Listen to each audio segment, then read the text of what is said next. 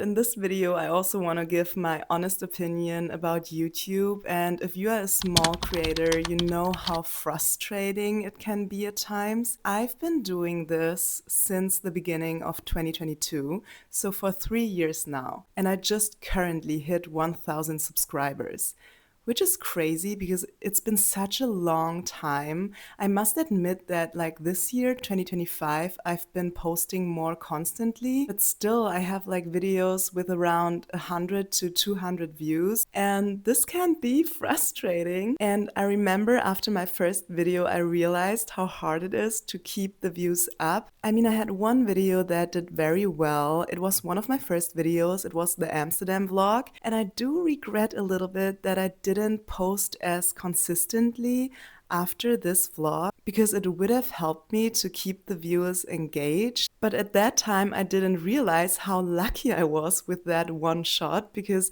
normally you do not get like 50K views out of a sudden. So yeah, I didn't know it back then, and it's also fine like this. But if you have a video that does really well, make sure that you keep on posting videos like shortly afterwards, because it can help you to convert those views into followers. So yeah, right now, after 3 years, I'm at a point where I'm so grateful and so happy that I hit this milestone of 1,000 subscribers. I think for me, it's still a lot, because if you think about a room with 1,000 people, it's a lot of people, and I'm just happy because it's a little side project that I love so much. I really want to keep on doing this. But for everyone out there who is considering to start a channel here on YouTube, you have to know that it's not always easy. You have to be prepared to pour all this time into a YouTube channel, because I was like, okay, with all this time, I could do different things as well. Instead of editing, I could go to the gym, I could meet friends, I could go out, but I'm sitting here editing. So it's like a conscious decision to have like this YouTube video. And if you want to see growth, and if it's important to you that your channel develops, then it's important to post consistently. Like this year, I saw the biggest growth because I was posting consistently, and I told myself that I would upload once a week. So I tried my best to hit that goal. And for everyone out there who wants to do this, you have to know that there's a lot of time and effort that you have to put into a YouTube channel.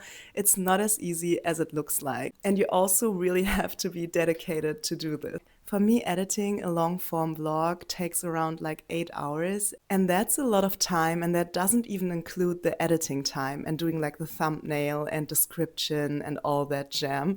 So it's a lot of time going in there. But if you really feel like you want to do this, and if you have the time and the dedication to do this, absolutely go for it. Because yes, I was struggling, and I also was at this point where I didn't know if I want to continue to do YouTube. But then I remembered that the views aren't what matters. What matters is how much fun I have, what I learn along the way, and who the people are that I am reaching with my YouTube channel. Because once I had this girl, and I'm still so grateful for her support, because it was like 2 or 3 years ago, and I was tagged in an Instagram story of her. And when I opened the story, it said like, these are my favorite YouTubers of the year. And I felt so touched. I was like so grateful, because I was such a small channel at that moment. I mean, I still am, but to see someone actually caring about your content and what you put out there, and even putting you in their Instagram story, it's so touching, and it just made me really, really happy. And if I see comments of people under my videos who like tell me that I inspired them, or who just write their opinion, whatever it is, it really makes me very happy. And I think if you feel this happiness, you also have the motivation to continue what you're doing. And besides that, one of the biggest motivators for me is that I have so much fun while doing it.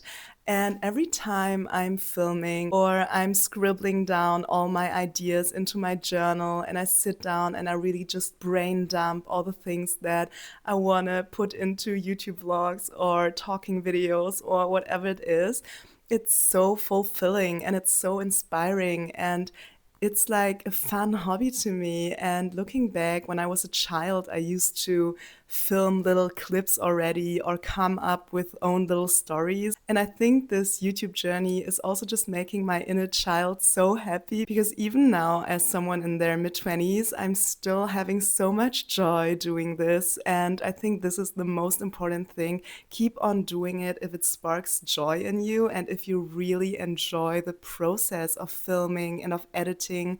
I also love editing. I love all the skills that I'm learning, because if you're filming and editing, you're actually learning a lot about camera angles, about lighting, and also to see yourself recorded. I don't know, I feel like it gives you a more realistic image of you as a person because you see yourself on camera.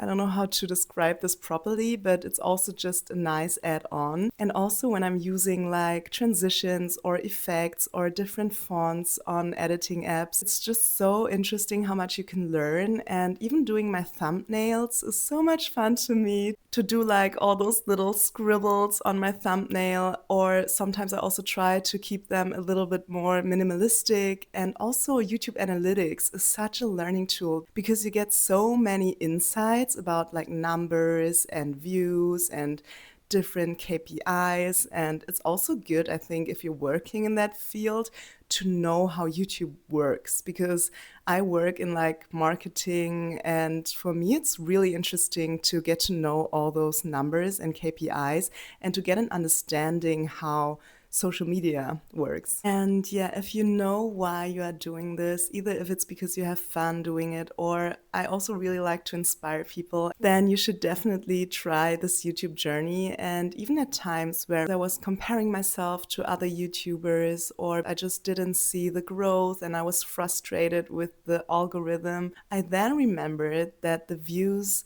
are not what counts. What really counts is like your self-growth, the self-growth you get out of this experience and how much you're growing as a person. And for me, that's a lot. Also just talking in English, like I live in Germany, I don't normally talk English, and this is also something that I keep on practicing through this channel. So yeah, don't compare yourself. And also what I try to do is to not look at the views. So I really told myself that I'm not gonna look at the numbers too much, because I wanna enjoy the journey. I want to fall in love with the journey of creating, because I am in love with the journey of creating. And it's something that I always want to embrace. And also, if you fall in love with the journey, I am a big believer that success will follow. And even if it doesn't follow, even if the universe is like, no, she shouldn't do that, that's fine as well. Every rejection is a redirection, and I'm open to anything that the universe has in store for me. I hope that this is not too like spiritual for you, but I really do believe that the energy that you send out is the energy that you're gonna get back. And I hope that you enjoyed this video. I'm going to stop talking right now. But if you are a small creator and you still feel that spark, even though you're frustrated at times,